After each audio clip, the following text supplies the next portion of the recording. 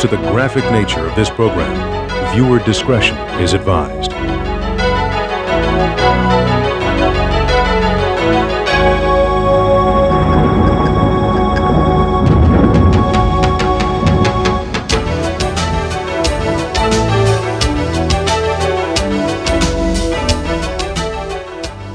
I'm Gordon Coulter.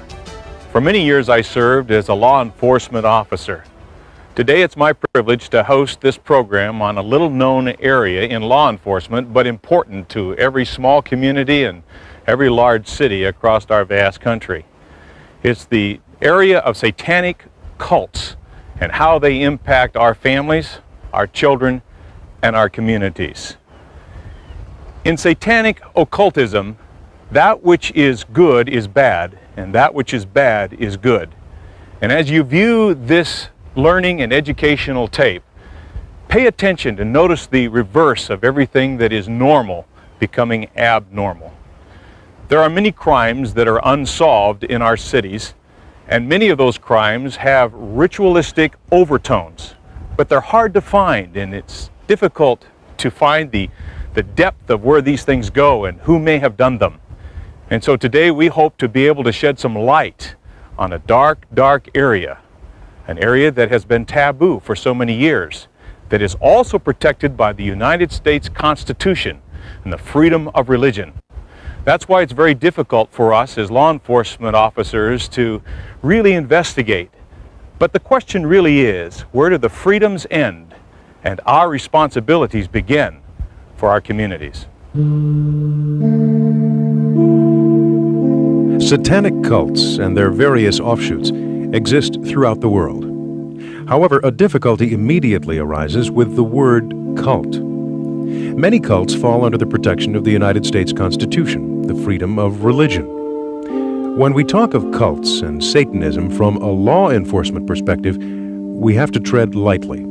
That is one of the reasons it is so difficult to investigate satanic cult activities. We know what the satanic cult professes to believe. We know what their potential for violence might be if they choose to be true to their belief. We even have evidence, here and there, that leads us to believe that some sort of rituals are taking place. However, unless we catch them actually breaking the law, or find evidence that leads directly to participants in some illegal activity, we have no case. The problem involved with the cult explosion is becoming a many-faceted puzzle confronting law enforcement today. Not only is it difficult for us to understand the secret practices of satanic worship, but there are deeper reasons that go beyond mere lust for power and the unlimited drugs and deviant sexual behavior that go with it. Unfortunately, the police investigator attempts to analyze these types of crimes with his routine of criminal investigation.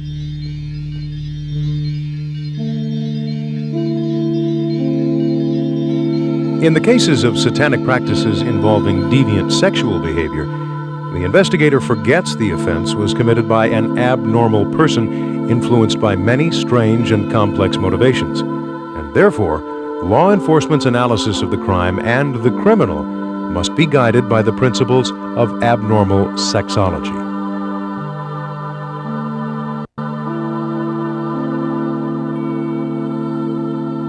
It is imperative that these cases be solved.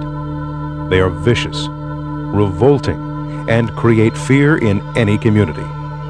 Men are apprehensive for the safety of their wives, mothers, and daughters, women for their children and themselves. It is only through proper training that the police officer can hope to gain the ability to understand and recognize which are regular offenses and those that belong to cult behaviors.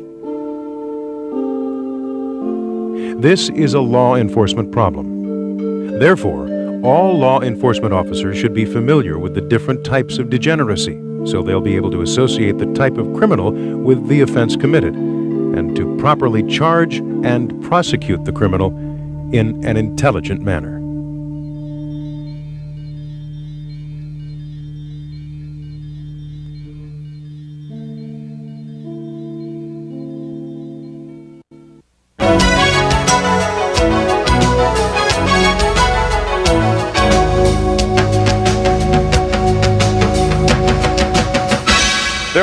three general areas and levels of involvement in satanic occult worship.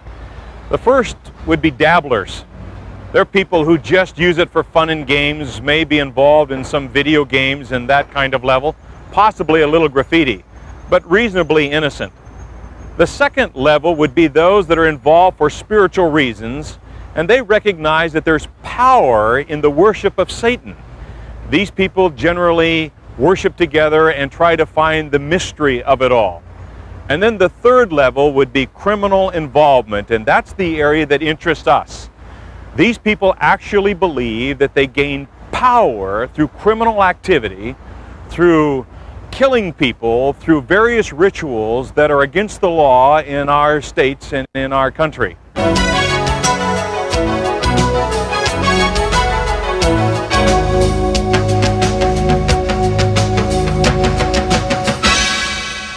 Eric Pryor is a former Satanic high priest turned Christian who now spends his time educating people about the dark side of Satanic cults. When I was a practicing occultist, oftentimes I would come into this park and practice on various different holidays, lunar holidays and occultic holidays, and we'd actually have rituals in the park when we didn't have a space to do rituals indoor. So what I'd like to do is take you into the park and just kind of show you one of the places that you would start asking your questions and start looking to see, what the occultists are up to. There's two different communities that use this park. One is the pagan or occultic community, and the other community is, of course, the homosexual community. Interestingly enough, they go hand in hand. And so, well, see, here you go. Upon entering the park, you can see they've already got started. Okay. This is a pentacle. Interesting thing about this pentacle is it's an upright pentacle. This is not a satanic pentacle. Now, the reason why this pentacle would not be considered satanic is because it has one point up. Now, Satanists would reverse this star, or pentacle as it's called, and have 2 points up. Those represent the horns of Baphomet and or the horns of Satan. But now, right over here, I can see on a tree here, there's a inverted cross. Now this is satanic. This is a very generic symbol. Let me see. It's actually fairly fresh too. This here, of course, is a bastardization of Christianity, and it's a very common symbol. Obviously, they probably had a party or a ritual here within the past night or two. Usually what they'll do is they'll mark, it's almost like a path. They'll mark a path to kind of show you where the action's at. The colors they'll use will be white, red, and black. Those are the dominant colors of the satanic movement. And basically, over here, see? Here you go. This is what I'm talking about. Okay, what you're looking at here is called Voodoo Vivi. This is kind of like a coat of arms, if you will, for the demonic. And the implications of this is definitely satanic. When I showed you earlier the one pointed up star as we first came in, and I told you that, the implications of Satanism are 2 points up. As you can see, there are 2 points up here. And someone has made it very clear they were probably worshiping Set, because it says Set here, so it's pretty obvious. Now, this here, if I'm not mistaken, looks like a money Vivi. So I wouldn't be surprised if they were here in the park doing a money ritual. And this is very typical. This is the kind of thing that you can expect to see not only on crime scenes, but in areas where occultists hang out. Like gang graffiti, occultists kind of communicate to each other through their graffiti. On the rise there, up here, is a very flat area, concrete area, that is used often. I even frequented it for ritual practice. Well, there you go. You can see from here 666 and an eye. Now that eye above 666 is an Egyptian eye. The eye of Anubis, So I can tell by looking at this eye that these people that were up here were into ceremonial magic. These aren't witches, these are definitely Satanists. You look at these dumpsters, see, this is how they talk to each other. Now, what you see here, this is gang graffiti, okay? And this is how gangs talk to each other, okay? But now this is how occultists talk to each other. This here is a psilocybin mushroom. So probably they had a psilocybin ritual, which is not uncommon. Occultists are known for using peyote and psilocybin. And so this was probably a psilocybin ritual. Okay, here you go. Shem Hemfarash is a satanic invocation, and Halley is also part of a satanic invocation. There is a book out called The Greater Key of Solomon, and in The Greater Key of Solomon you will see on the seal of Solomon this word. All right, from what I can tell from the graffiti and everything that I've seen and what I see here on the concrete, it looks like they actually had the ritual here. Now there's an N here for north and there's an S over here for south. Now, while these are not the true directions, obviously someone had a bad sense of direction, I'm assuming that this is where they actually had their ritual.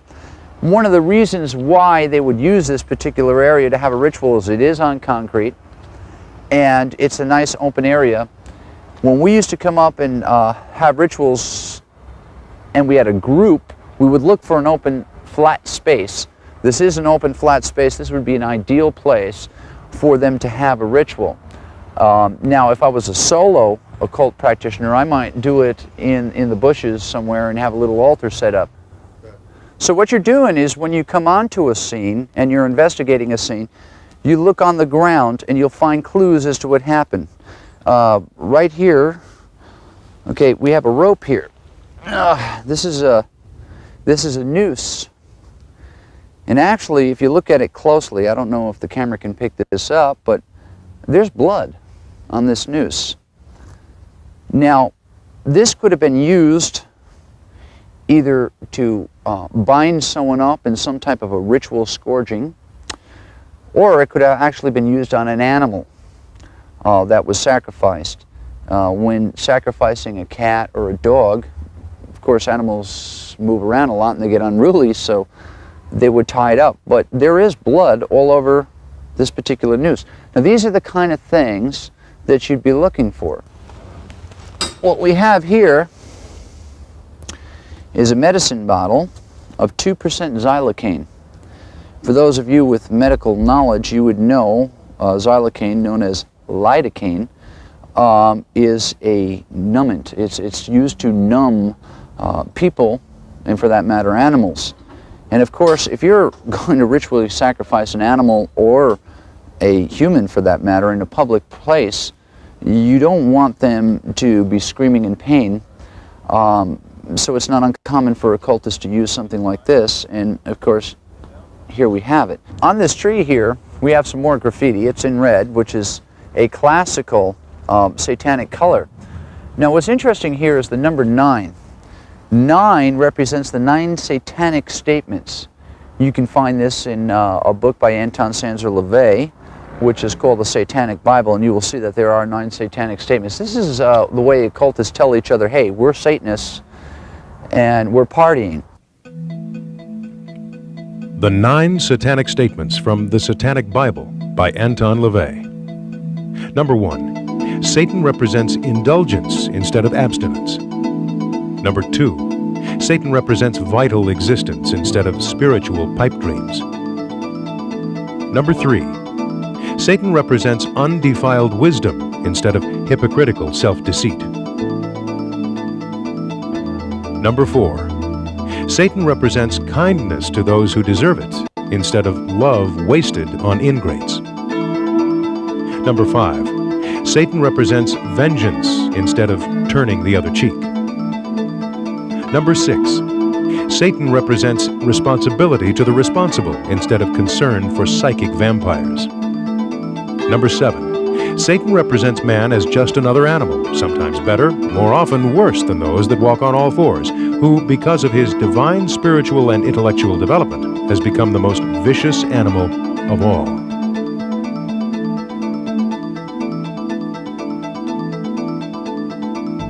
Number 8.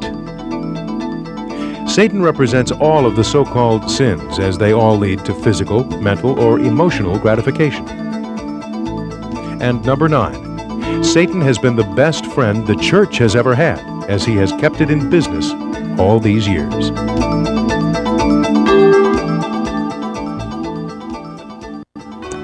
This is the symbol for the Church of Satan, and this is kind of like their crest, their coat of arms, if you will.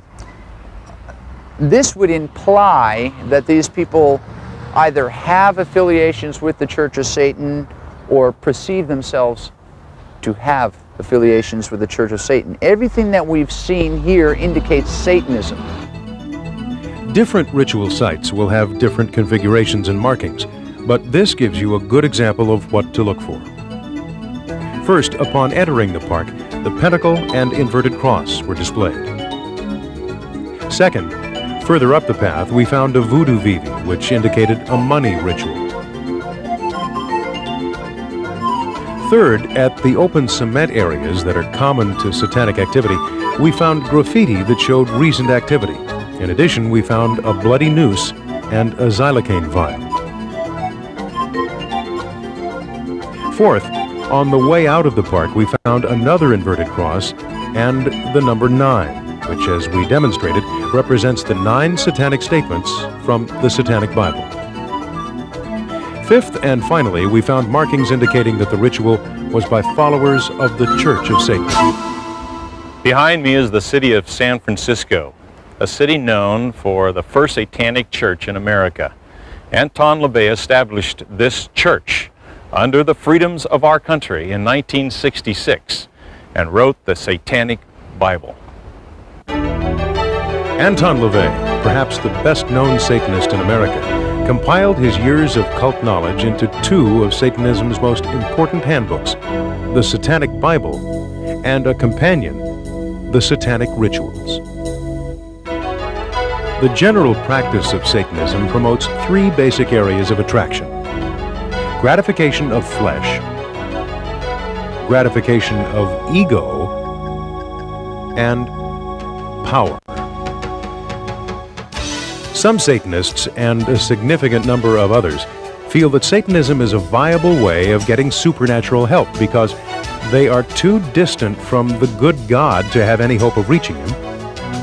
The good God and His virtues, such as beauty and joy, are essentially impractical.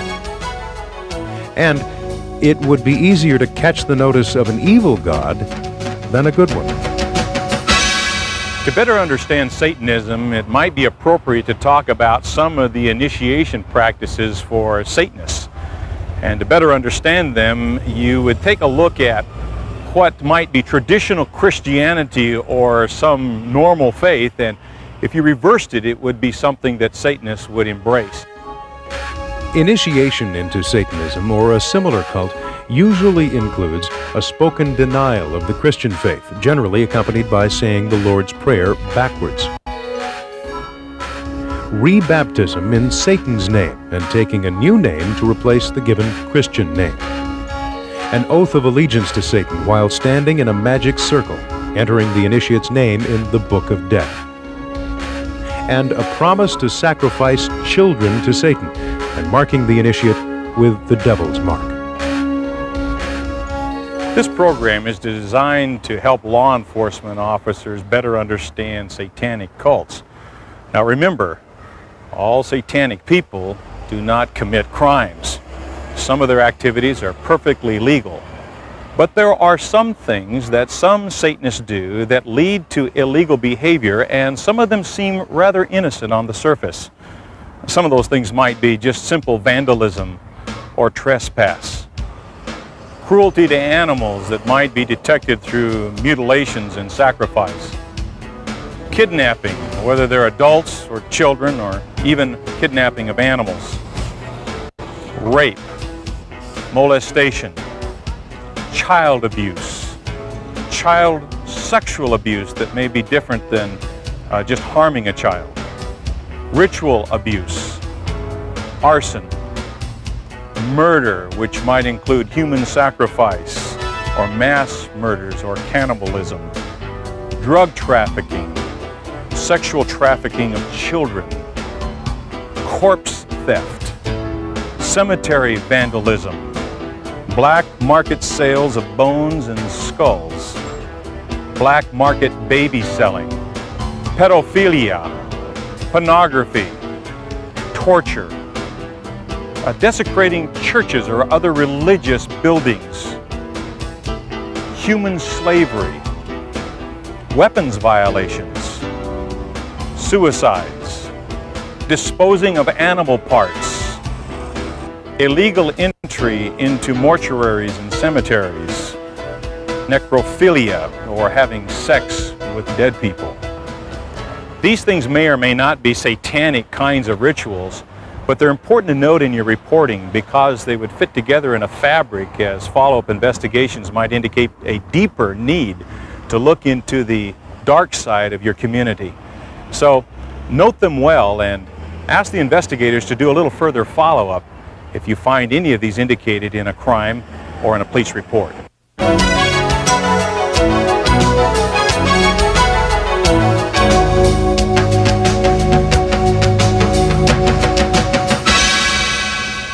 There is a difference between Satanism, voodoo, and witchcraft. And what I'd like to do is show you different altar setups so you can familiarize yourself with how these people operate and their various different paraphernalia.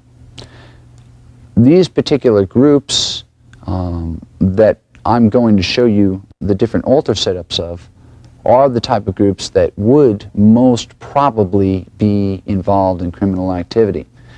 While you wouldn't find all this stuff at a crime scene, you will find evidence that they have been at a crime scene.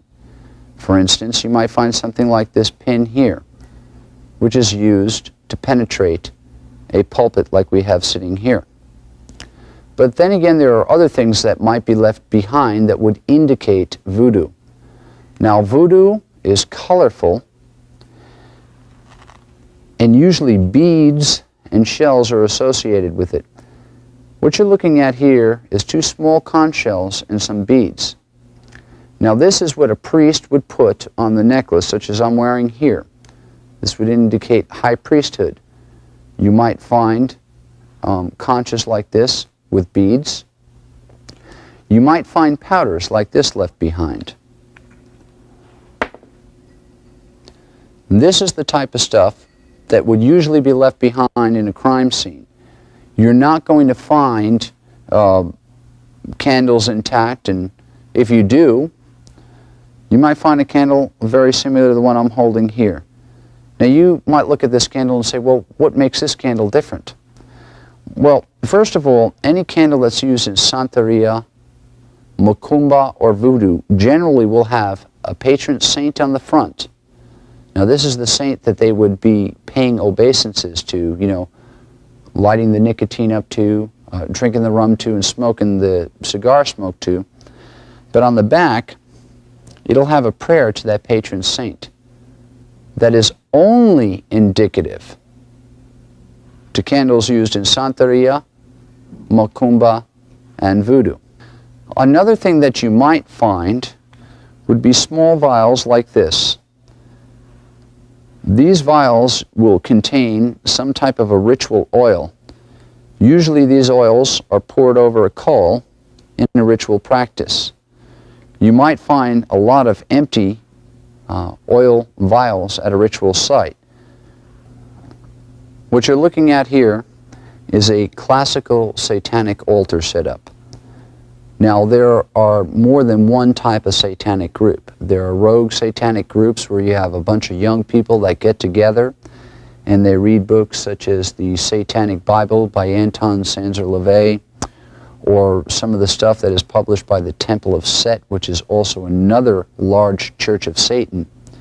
But now an organized satanic group has an organized way of setting up its altar. What you're looking at here is a classical satanic altar setup. It's very Spartan. 2 candle holders. 1 candle would have a white, 1 would have a black. You'd have a Baphomet candle in the center, or a Mendes goat is what it's called. You would have a male candle on the left-hand side and a female candle on the right-hand side.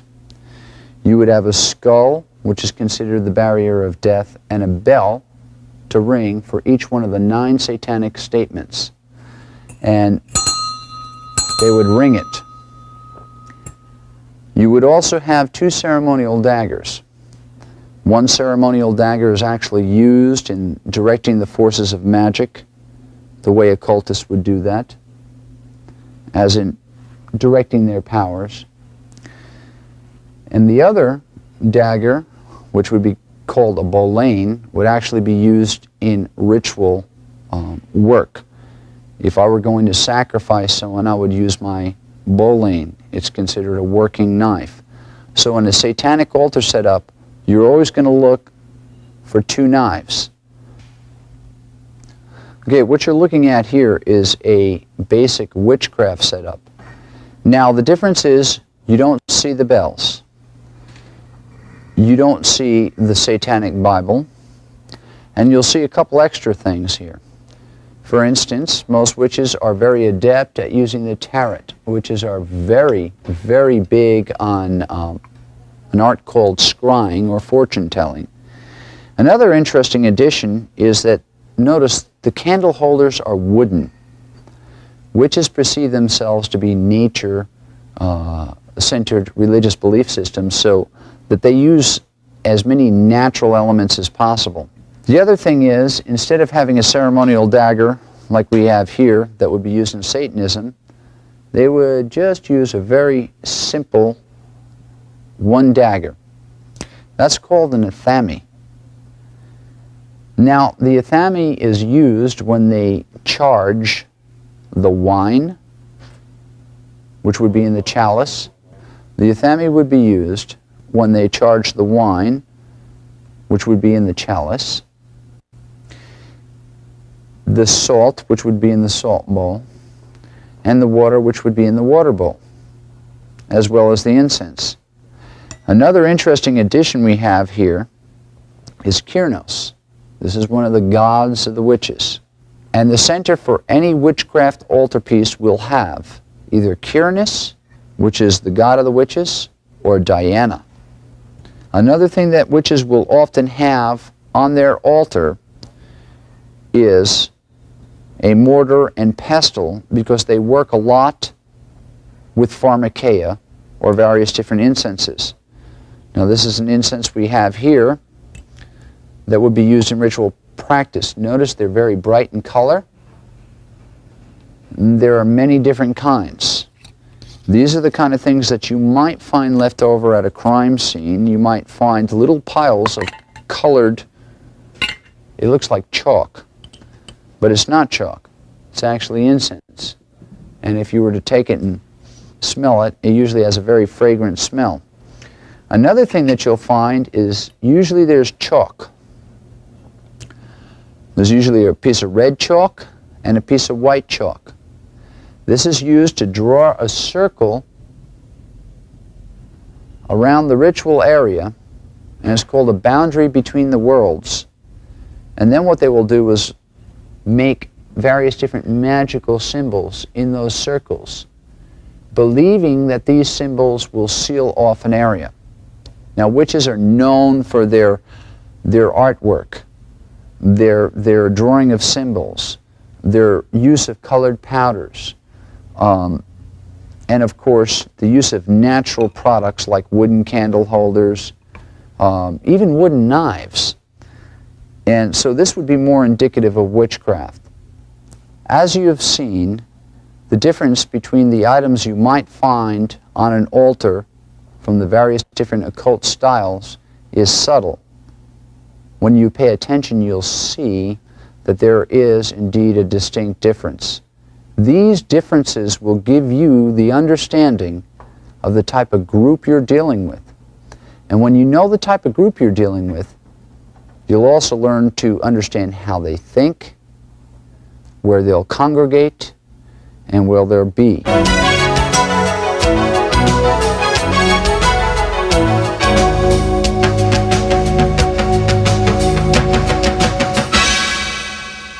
There are many different satanic symbols.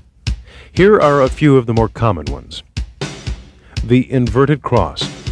This is used to defame the Christian religions. In a righted position, Christ's head would be looking up towards heaven. In this position, it would point downward towards Satan and hell. By defaming a Christian symbol, the thought is that power is taken away.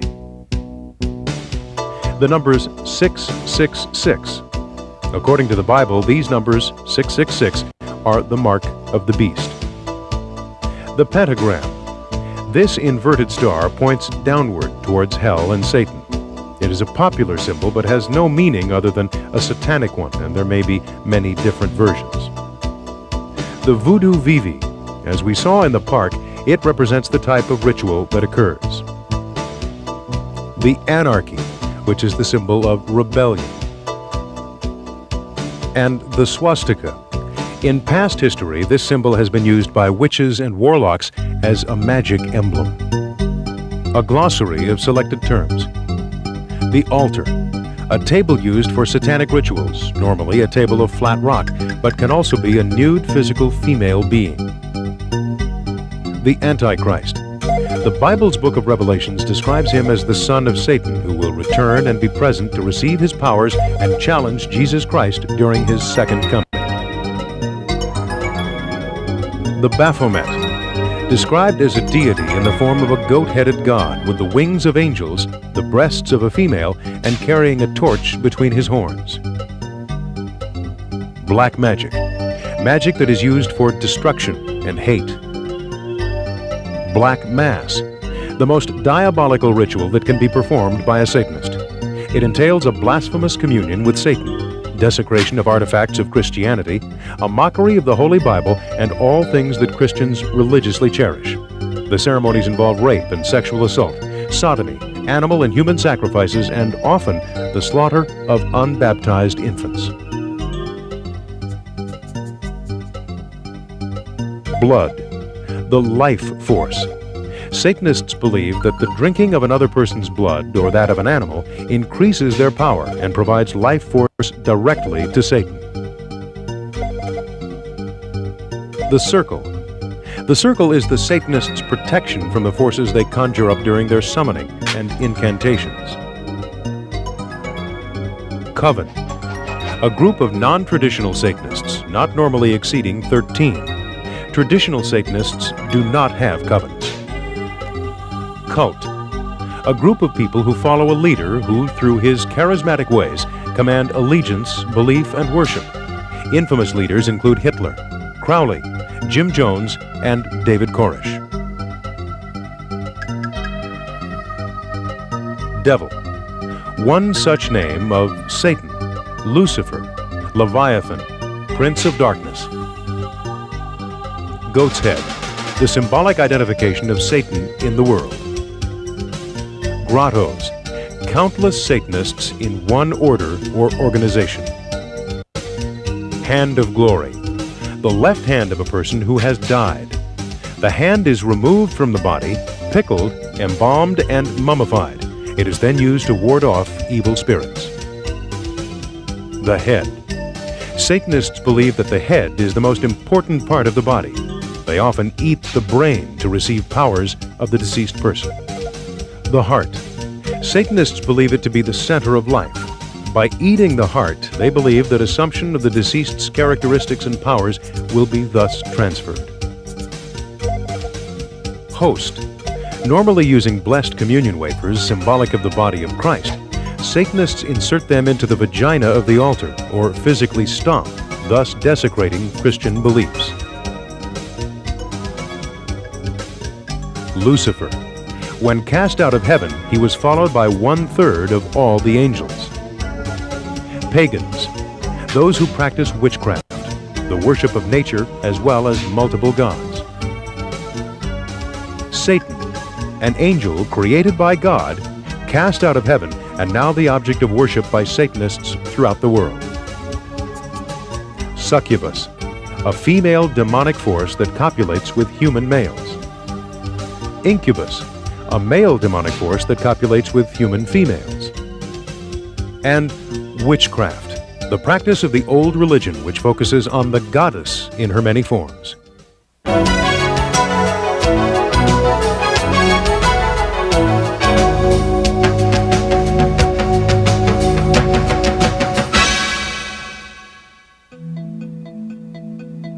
Perhaps one of the most despicable crimes in general, and in particular among Satanists, is that involving a child. In every state in the nation, there are reports and investigations of satanic crime and satanic ritual abuse. More than 2 million American children each year are reported missing, many of them too young to be runaways. In addition, more than 5,000 unidentifiable bodies of children are found annually in the United States. Physical abuse was a part of keeping me silent. My fingers were burned on a stove. I was forced to watch pets killed and put in an oven, and I was told that if I talked, the same thing would happen to me. They would dismember bodies and then hang me upside down over a vat. I think it was acid, I'm not sure, but there were body parts, and they told me they would lower me into the acid if I ever talked about this. In one memory I had, in order to get the blood, they used me as the person to get the blood from. I was basically the lamb, the child of God.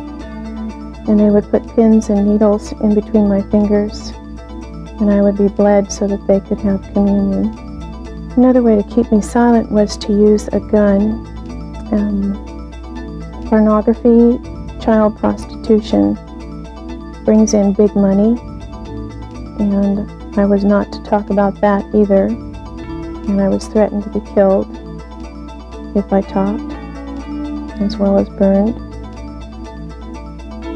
They used cigarettes and other forms of burning to keep me silent. And I had a pet bird that they killed in front of me, and then I was put in a cage. And so as a young child, I made the association that if I were in a cage, then I must be like the bird, and if they can kill the bird, they can easily kill me too. Remembering comes out in poetry as well, and my pet bird was killed in front of me, and I was also forced to participate in the murder of babies. And so I wrote a poem about not being able to talk about that. Birds and babies go away, mustn't tell, mustn't say. Mommy will get mad at me, must pretend I do not see. Nothing happened, don't remember. Helter skelter, now dismember. Witches chant and babies burn. Mustn't talk, it will be my turn.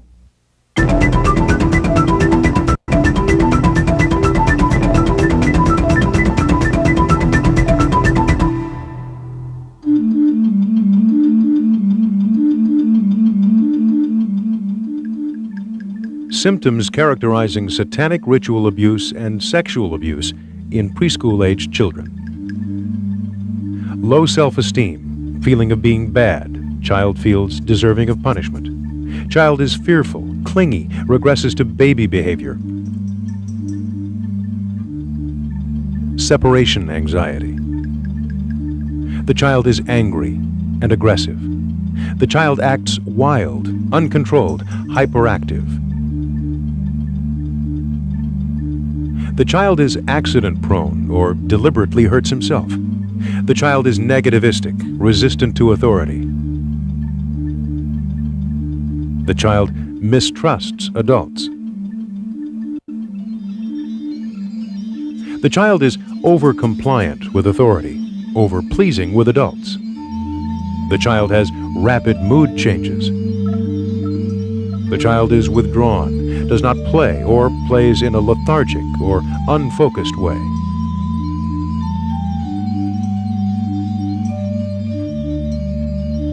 The child exhibits a short attention span. The child does not learn. The child's speech is regressed and babyish. He has delayed speech or speech disorder. The child's speech production decreases significantly. There are somatic complaints, stomach aches, nausea and vomiting, nightmares, and sleep disorders. The child is fearful of being touched, fears having genital area washed.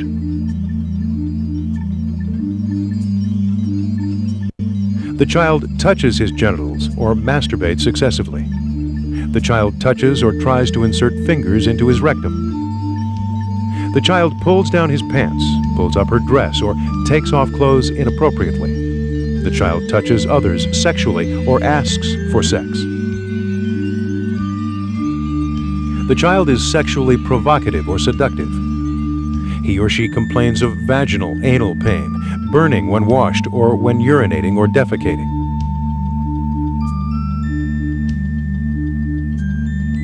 Semen or bloodstains are found on the child's underwear. Detailed and age-inappropriate understanding of sexual behavior. Hints about sexual activity. The child complains that an adult or older child is bothering them. A reference to blood or white stuff in genital area. A statement that someone had removed the child's clothing. A statement that an older child or adult exposed themselves to the child.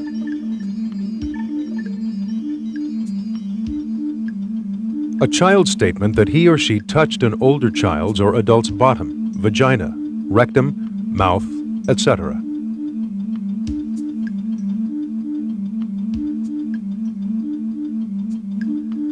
A statement that an older child or adult touched or penetrated the child's bottom, vagina, rectum, mouth, etc.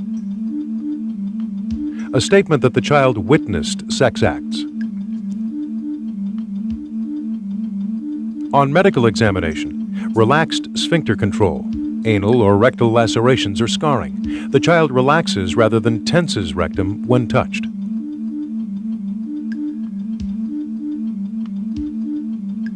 On medical examination, enlargement of vaginal opening, vaginal laceration or scarring in girls, sore penis in boys, blood or trauma in the genital area. On medical exam, venereal disease.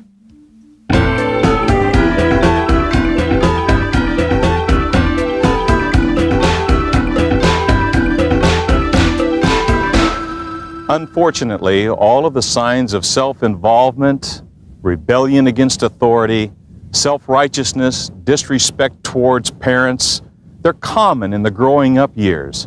They're also signs of involvement in satanic cults. Perhaps one of the major signs of cult involvement is when the group moves into obsession.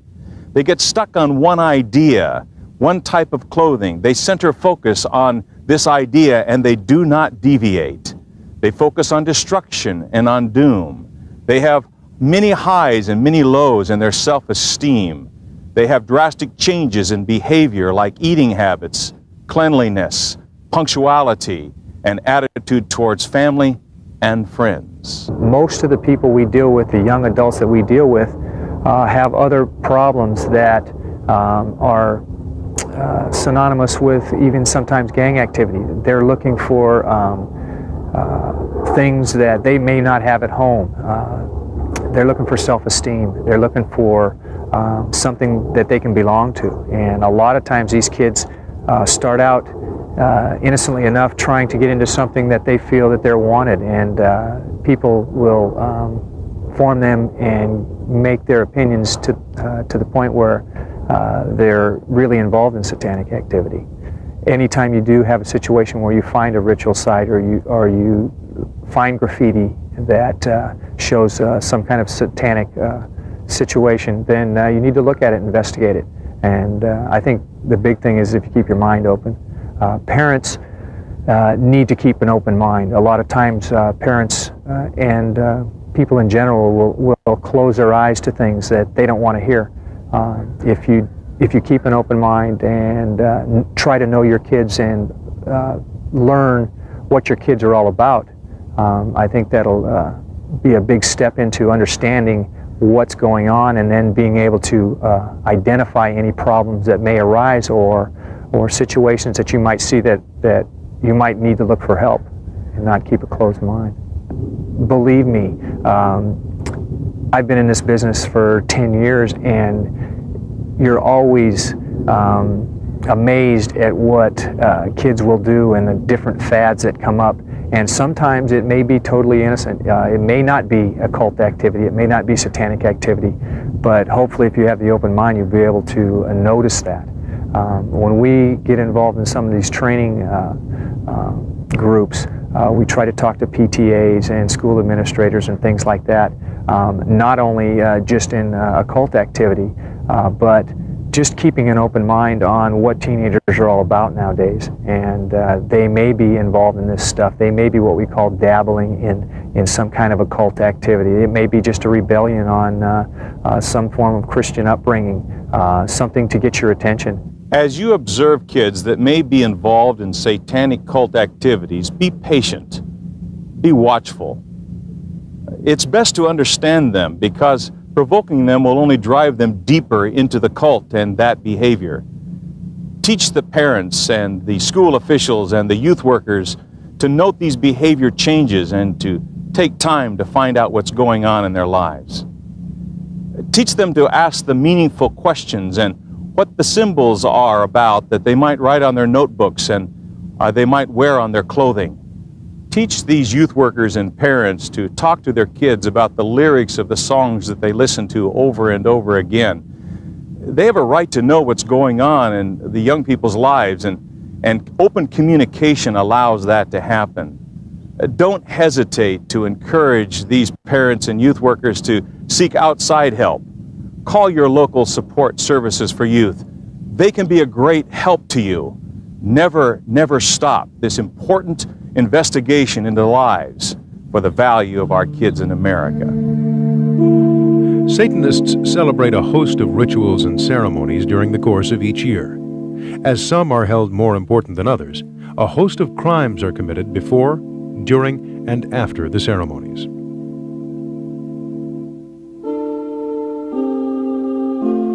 On January 7th, the celebration of St. Weinbald is held.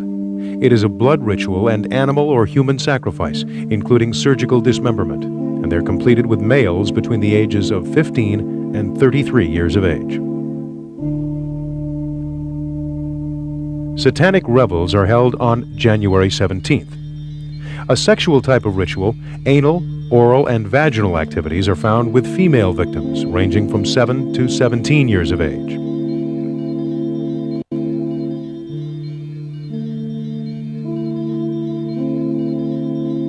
Candlemas, a high religious holiday, is held on February 2nd. At these sexual ceremonies, animal, oral, and vaginal rituals are completed with females from age 1 to 17.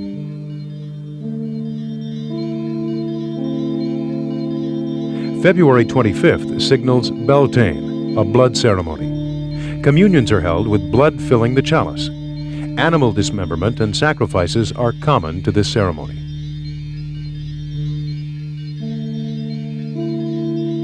The celebration of St. Icatat is held on March 1st. During the blood ceremony, human blood from devotees of any age and any sex is consumed for strength and as homage to demons.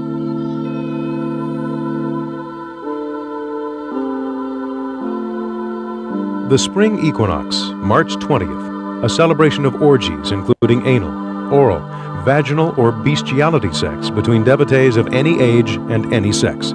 Sacrifices are common. April 21st to the 26th is the time of preparation for the grand climax. Kidnappings of women, children, and animals are common. Thus, the victims are held until April 26th to May 1st. A demure ceremony for corpus de ball. Age group includes infants and females up to 25 years of age.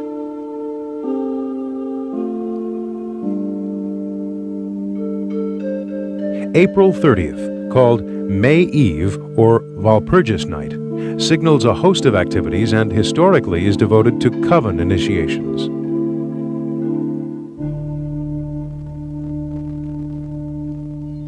June 2nd brings about anti-Christian ceremonies using blessed wafers and blood mixtures for many blasphemous purposes.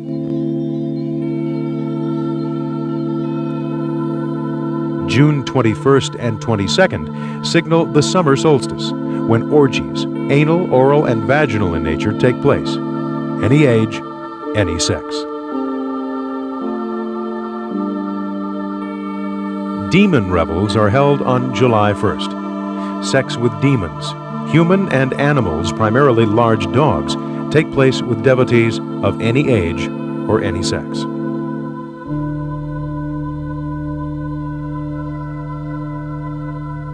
July 20th to the 27th signals the time for additional kidnappings and holdings of victims for the July 26th Grand Climax and August Eve festivities, which include sacrifices.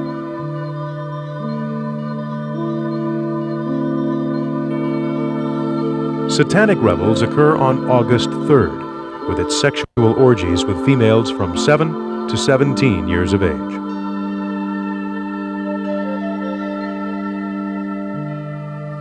The coveted marriage to Satan takes place on September 7th, at which time human sacrifices of groomed devotees occur. The age group is female, 1 to 17 years of age.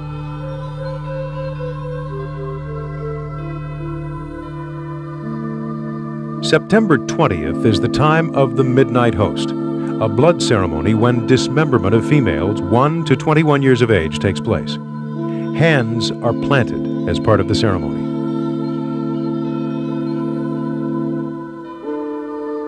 September 22nd, or Michaelmas, entails anal, oral, and vaginal orgies that also include bestiality with any age or sex devotees.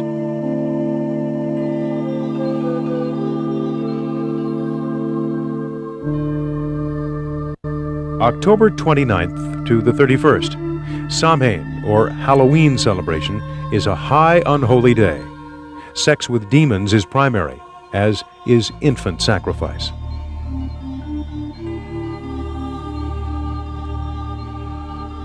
On November 1st to the 4th, Satanic revels again occur. Anal, oral, and vaginal sexual activities take place with females from 7 to 17 years of age.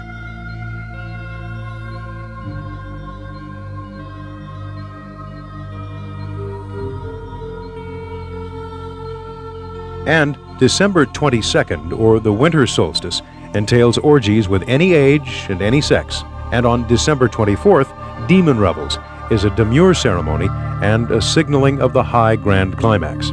Any age and any sex is included in these ceremonies.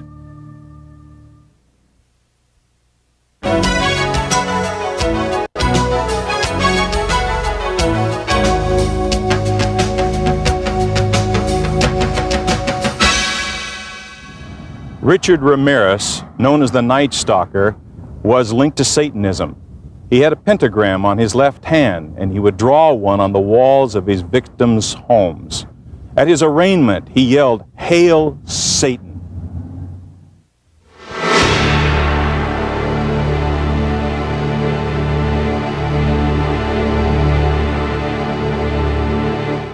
Richard Berkowitz, also known as the Son of Sam, that famous New York case.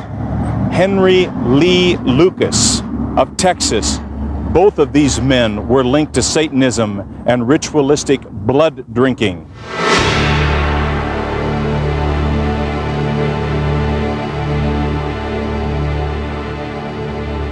Stanley Dean Baker of Massachusetts. At the time of his arrest, he had one of his victim's fingers in his pocket, and he was charged with dismemberment. He stabbed his victim 27 times, and he ate his heart.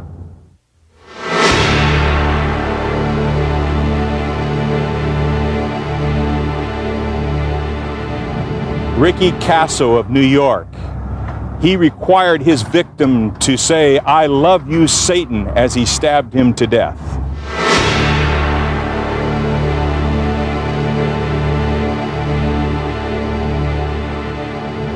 Carl Drew from Massachusetts. His satanic cult killed a 20-year-old woman, decapitated her, they kicked her head around, and then later he had sex with her body.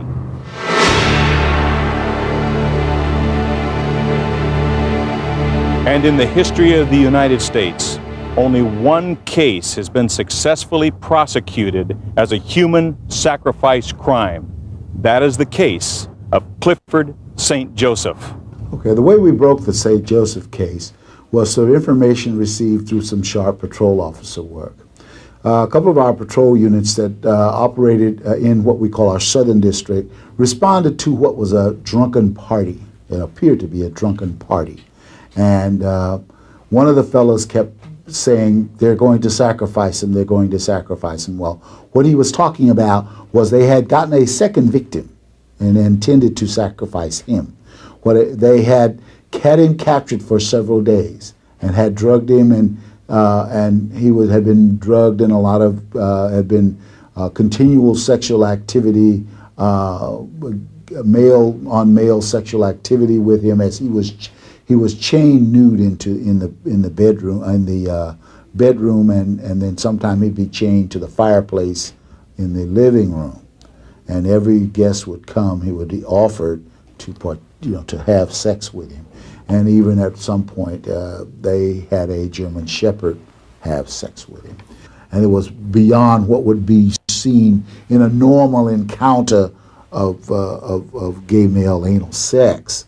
So we followed up on that, and we were able to find that young man after we talked to the fellow who was babbling earlier about this sacrifice. So we talked to that young man, and he told a very bizarre story. The story was that this man had been captured. The first victim, John Doe 60, had been captured. He had been drugged, and he had been sacrificed to Satan in honor of St. Joseph, and that St. Joseph was the high priest, and that he talked of other sacrifices, but we found no evidence of any bodies, anyone who had been sacrificed in this area previously, at least the one that we've been able to recognize. So he then told us that how they had disposed of the bloody mattress, and that they had done the initial ceremony in a circle on the living room floor. And of course we noticed that when we finally went to that address with a search warrant, we noticed there was all new carpeting, all new mattresses in the bedroom. So, and what the officers noticed is there were so many things that were so bizarre that this citizen couldn't make up a lie this big, couldn't get that drunk or get that loaded to make. So the things started to fall into place. Everything started to make sense.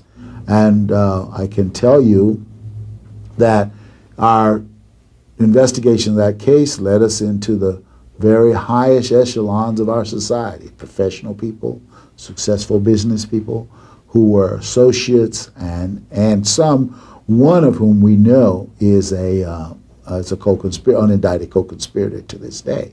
Because the young man who had been sexually abused, who was to be the second victim, we got him psychiatric treatment and got him strong enough to be able to testify. And he testified to all the things, the ritual that had gone on before his day of reckoning, to where he was to be sacrificed himself. And it is a very precise procedure of what he eats, what he is given to drink, and that he's kept in a sedated mood condition for several days prior to the ritual.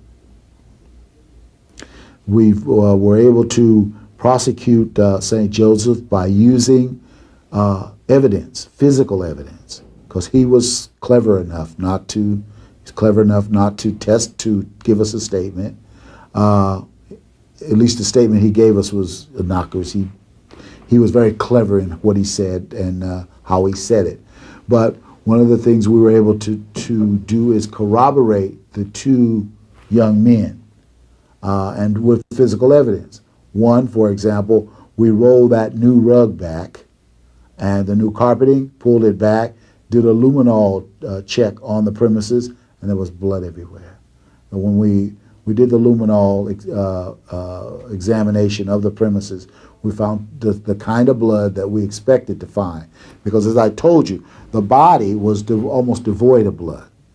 And we knew that wherever this had taken place, there had to be a lot of blood. So in the cracks and crevices of the hardwood floor beneath the carpeting, even there were small blood spatterings on the walls, the lower part of the French doors, despite the fact of a thorough cleanup that had been ordered by St. Joseph after they disposed of the body. They deliberately picked and carefully picked the John Doe 60 and the young man who was to be the second victim. And we were told that this is the habit. Nobody's going to ever look for these people. They're the kinds of people, and there are lots of them around nowadays, where people drifters, people don't have any real ties, and they were able to lure both the John Doe 60 and the other intended victim with the lure of drugs. There were a great deal of drugs, and they were very plentiful. And that was one of the lures that they were able to entice young men to these areas to look them over to see if they were possible suitable characters to be persons to be sacrificed. What was the sentence for St. Joseph, and how is that all going? His appeal has been, St. Joseph's sentence he was convicted of first-degree murder, and his sentence was life without possibility of parole, and it is going fine. His case has been upheld all the way up the line.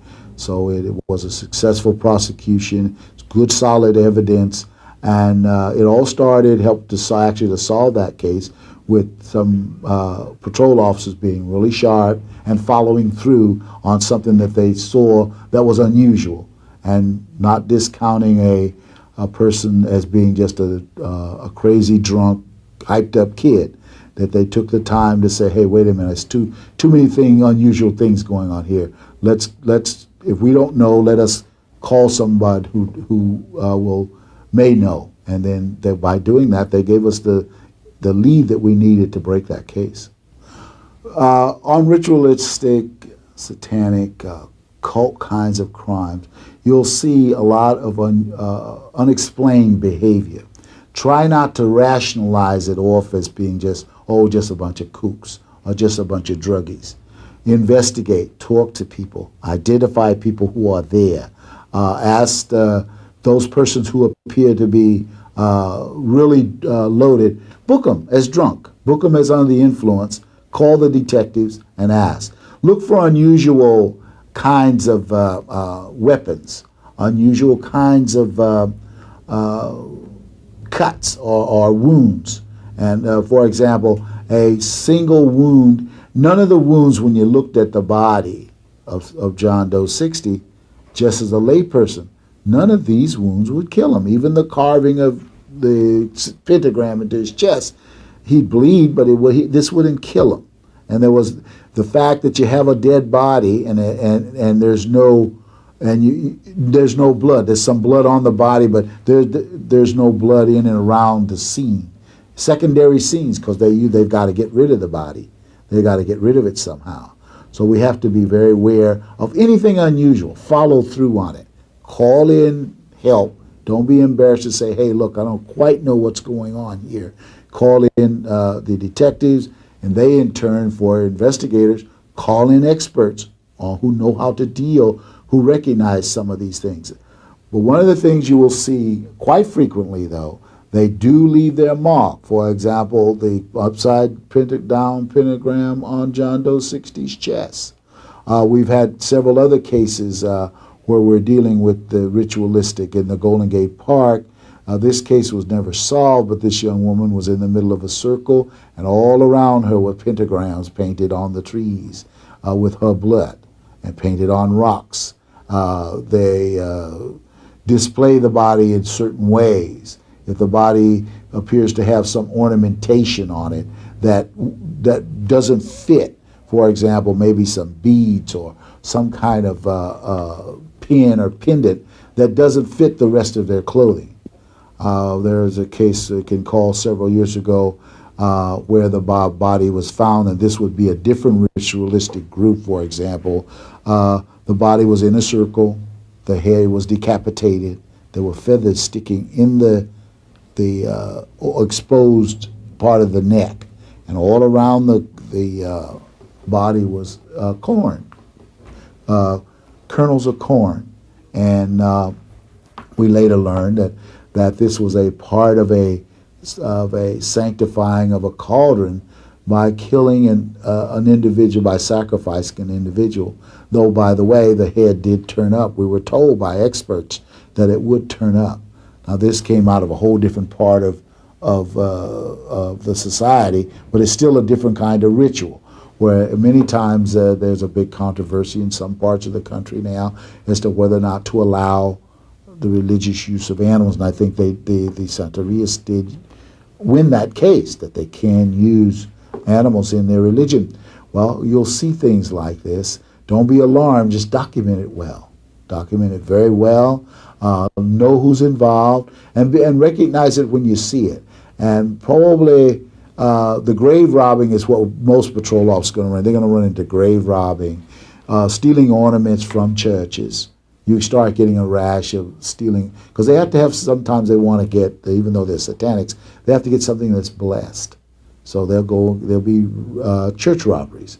So if you start getting a series of church robberies, or any church robbery where the motive is not totally monetary gain, it's some kind, relics are missing, like chalices and different religious ceremony items.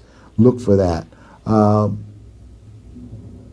Other things I can think of now is that they also deal with certain animal horns and parts and stuff like that, certain statuaries that you'll find on a premises, and the bodies that appear to be part goat, part human, all in a man, part man in body, and you'll see lots of candles. They use lots of candles of different colors and stuff like that. But there are a number of experts around who study this phenomenon, and as I said, based on my experience and studying, particularly with the St. Joseph case and a couple other cases that have had some dabblers around, we capture that material, read it, learn about them. It's just like any other part of our society. It's here, and we as law enforcement officers will deal with it. We have to deal with it. And the best way to deal with any problem is to understand it. In investigating homicides, there are some very obvious ritualistic markings that will appear on a body that is the result of satanic killings. But some of the markings are a little more subtle. And so what we're going to do is give you an illustration of this on our model, and also retrace some of the markings that were in the St. Joseph's case.